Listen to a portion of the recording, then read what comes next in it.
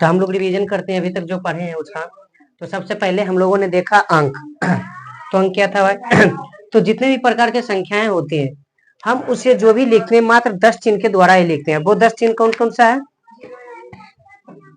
0, 1, 2, 3, 4, 5, 6, 7, 8 and 9। मात्र यही 10 संख्या हमारा। अच्छा ये संख्या नहीं, इसका मतलब एंड होता है, मतलब और, ठीक ना। यही मात्र 10 चिन्ह है जिससे हम कोई भी संख्या लिख सकते हो। जैसे मान लो तुम्हारा डेट ऑफ बर्थ है, मान लो किसी का डेट ऑफ है 15 जनवरी 15/1/2005। तो देखना 1 और 5 आया हुआ है, 1 और 5 है ना इसमें।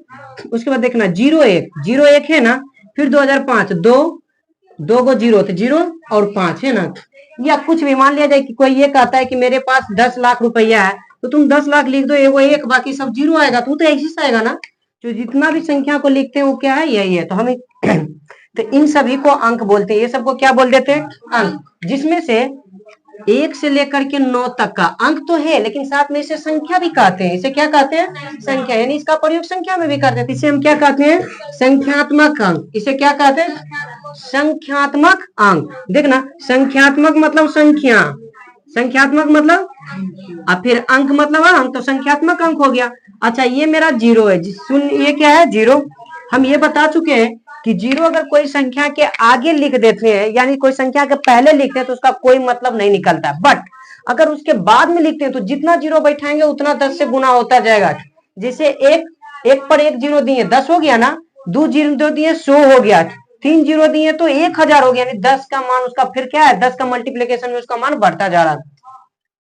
लेकिन अगर वही पॉइंट दे दिए हो तो फिर पॉइंट के पहले वाला का मान बढ़ता है और बाद वाले का नहीं। यानी याद ऐसे रखना है कि पॉइंट नहीं दिए तो आगे वाला का कोई वैल्यू नहीं। फिर से देखना, देखो हम बताते हैं। मान लो एक ये दिए है जिसके आगे पॉइंट कहीं दिए हुए हैं? नहीं दिए हुए। लेकिन एक मान लो कि हम यहाँ पर पॉइंट दे करके ये लिखे, सुनना, अगर हम इसके आगे दिए पॉइंट नहीं ना है तो इसका कोई वैल्यू ना। यहाँ पॉइंट है ना, तो इसके बाद देने से फिर कोई वैल्यू। लेकिन अब सुनना, यहाँ पॉइंट नहीं है तो इसके बाद अगर दिए तो मान बढ़ जाएगा। जैसे 3 0 का मतलब 1000। अब देखो ये पॉइंट है ना, तो इसके पहले अगर दिए तो इसका भी मान घटता चला जाएगा, इसका मान घटता चला जाएगा, इसका भी वैल्यू हो जाएगा। फिर ये चीजें होती है। बाय द वे इसमें तुमको कोई जरूरी नहीं, बस इसे याद रखो, वही बहुत ज्यादा है कि अगर उसके आगे दिए तो 0 का कोई वैल्यू नहीं और उसके बाद देंगे तो 0 का वैल्यू होगा। यहाँ तक हो गया होगा। उसके बाद हमने देखा था भिन्न। भिन्न में हमने ये जाना था कि जब भी कोई संख्या को a बटे b यानी कि बटा के रूप में, सिंपल सा बात याद रखना है, बटे के रूप में लिख दिए तो उसे भिन्न कहते हैं। उसके ऊपर वाले भाग को अंश कहते हैं। क्या कहते हैं? अंश। और नीचे वाले भाग को हर कहते हैं। नीचे वाले भाग को क्या कहते हैं? हर कहते हैं। यहाँ तक क्लियर होगा।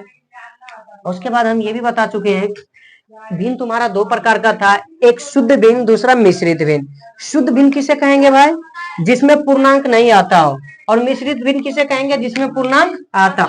मतलब लिख दिए मान लो 5/7 और दूसरा लिख दिए 8/7। तो देखना ये हमारा शुद्ध भिन्न है। क्यों? क्योंकि ऊपर छोटा, ऊपर क्या है और नीचे देखो 7 उससे बड़ा है ना।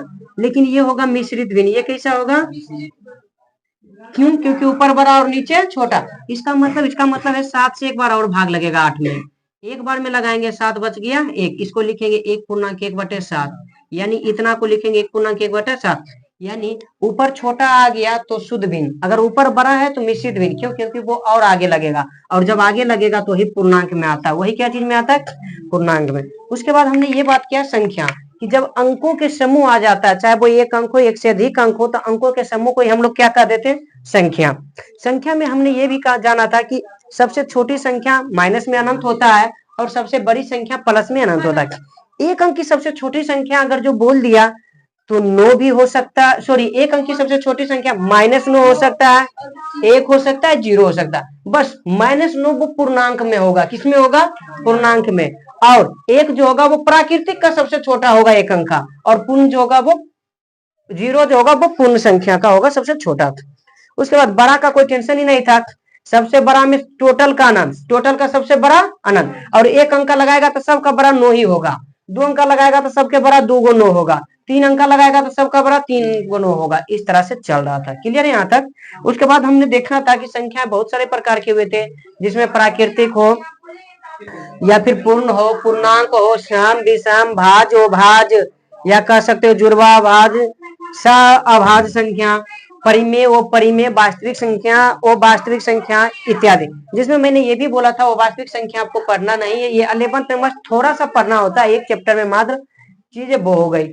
अच्छा, इसमें हमने ये भी बोला था कि जितना भी हमारे सिलेबस में बस 3 को ही नहीं था, जुड़वाभाज्य संख्या, सहभाज्य संख्या और वो वास्तविक संख्या, तो ये तीनों को हम थोड़ा मिसलेनियस में यानी थोड़ा मोड़ा पढ़ के लेके चलेंगे, बाकी जो हमारे जरूरी के लिए उसे हम पूरी तरह से पढ़ते हुए चलेंगे। यहाँ तक क्लियर है ना। उसके बाद हमने लिखाया कहा सत प्राकृतिक भी हो गया ना, पूर्ण भी हो गया, केवल प्राकृतिक तक ही हुआ।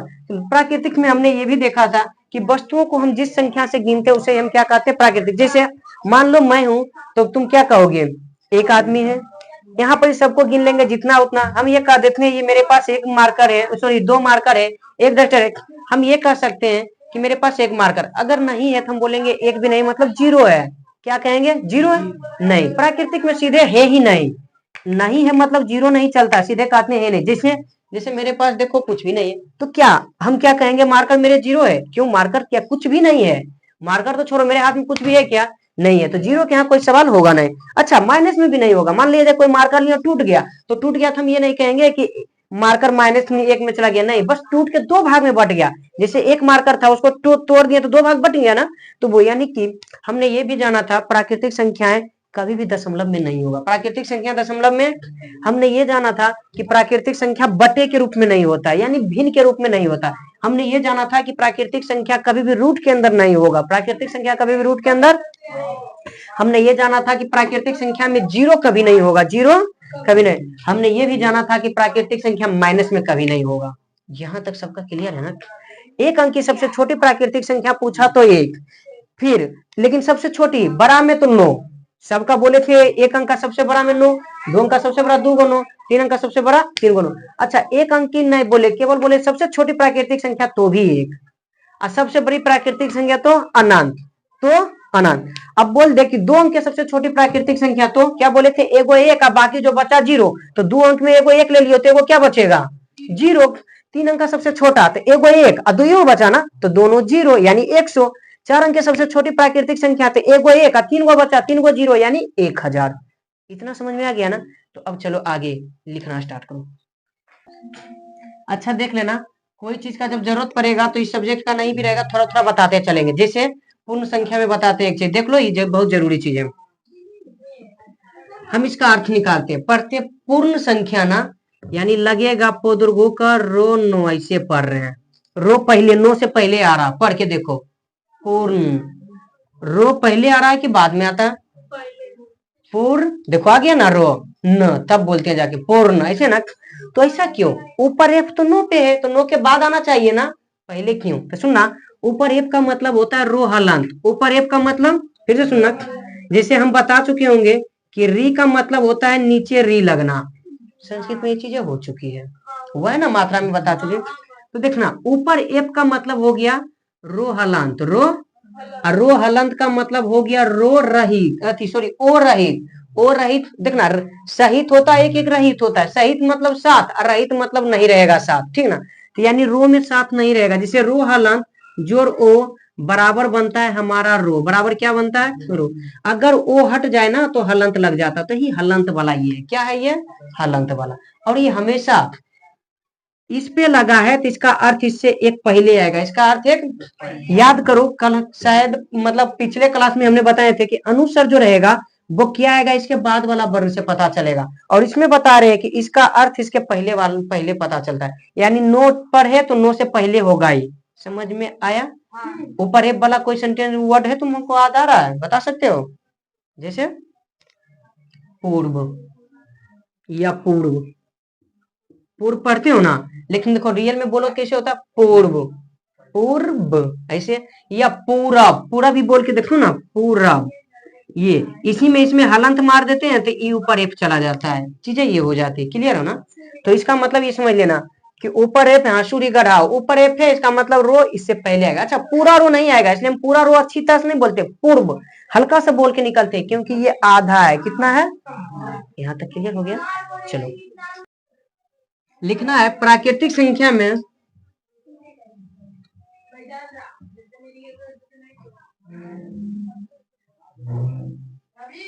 प्राकृतिक संख्या में शून्य को शामिल करने पर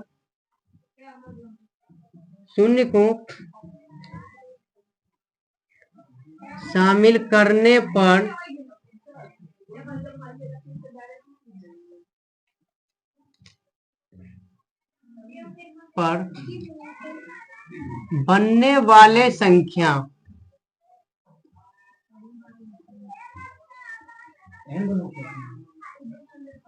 पूर्ण संख्या कहते हैं। बनने वाले संख्या को पूर्ण संख्या कहते हैं। एक बात ये जान लेना, परिभाषा कुछ व्यक्ति को याद होगा, अलग तरीका से याद होगा, तो जो याद है वही याद करना, दिक्कत नहीं है, लेकिन चीजें समझना, क्योंकि उसमें भी यही समझोगे, यहाँ भी वही समझोगे। जैसे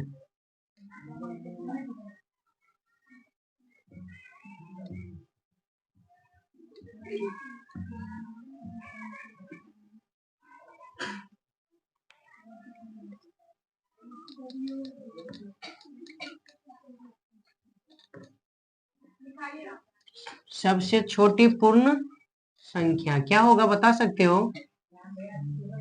0। सबसे बड़ी पूर्ण संख्या, अब बार बार बोले हैं इसमें अनंत, जब भी बड़ा कोई संख्या में बड़ा बोलेगा अनंत पे जाना है।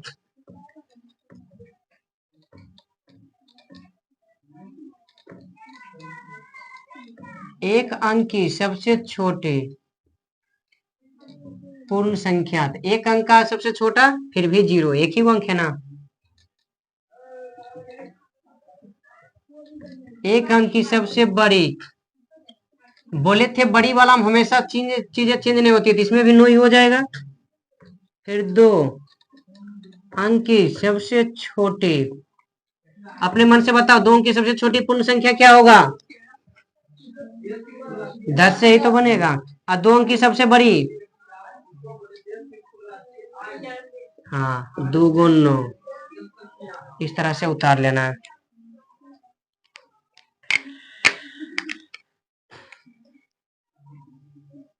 अब नोट जो कि इम्पोर्टेंट है हमारे लिए,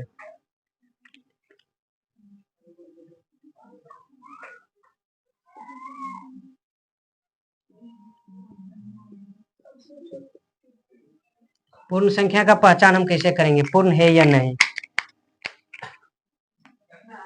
पहले माइनस में नहीं होगा, ये माइनस में नहीं होगा। दूसरा दशमलव में भी नहीं होगा, दशमलव में भी नहीं होगा। तीसरा रूट में भी नहीं होगा। चौथा भिन्न में भी नहीं होगा।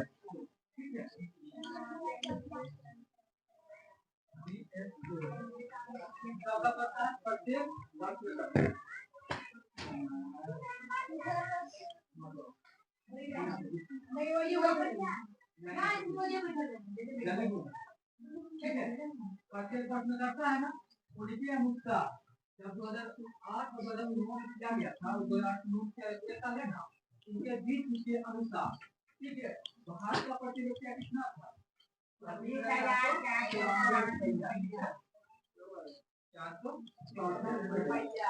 चलो देखो, देखना हम जो अब चल रहा है वो पूर्ण संख्या। पूर्ण संख्या क्या है? कुछ नहीं है, बस प्राकृतिक संख्या है पूर्ण संख्या। प्राकृतिक संख्या है, बस इसमें करना क्या है, एक 0 के लाके शामिल कर देना, 0 को ला करके शामिल कर देना।